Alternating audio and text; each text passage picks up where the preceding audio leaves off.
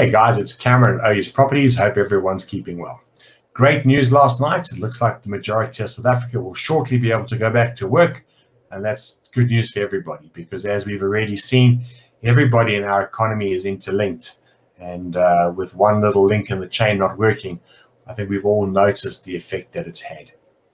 Just following on from the video that I did last week in terms of the timing of an offer, today I want to talk a little bit about the deposit. And the timing of the deposit. Now, typically as an agent representing a seller, when we are taking an offer from a buyer, we really would like to get a deposit back from that buyer as quickly as possible because this shows serious intent on the side of the buyer that they really want to move ahead with the purchase.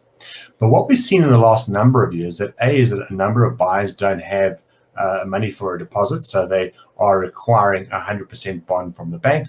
Or alternatively, they do have a deposit, but they're not going to put any money down until such time as the balance of those guarantees have been approved. And I say approved, potentially it might be from the sale of their property, or it might be from bond assistance through the banks. The problem, though, with this is that if the seller doesn't have a deposit, the seller and the agent aren't actually sure whether or not the buyer is actually serious about going ahead with the property. So to paint a picture for you, let's say we take an offer now for a property that's worth R1 million. The buyer says he has got a 50,000 Rand deposit, but he'll only pay the 50,000 Rand deposit once the bank has approved his bond in principle. Now, in terms of that, you might find that the agent will give that buyer a 2 or a 3 week period in which to get the necessary finance. What this really means, though, for the seller is that for that 2 or 3 week period, they really are in a bit of a state of limbo. They don't actually know whether or not they've got a binding offer to purchase. And when I say a binding one, obviously once you sign an agreement, the agreement is legal.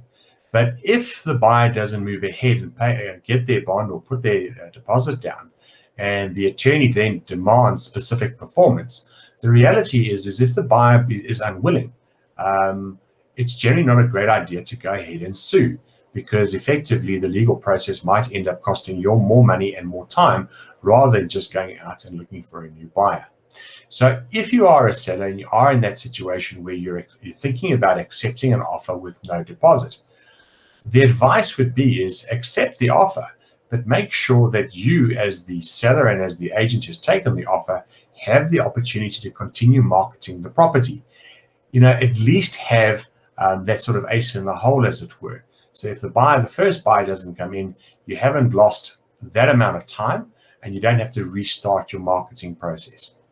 Guys, thank you very much. Remember, if you're looking at buying or selling, renting or leasing, OU's Properties should be your number one choice, as rated by Hello Peter. Thanks so much. Bye-bye.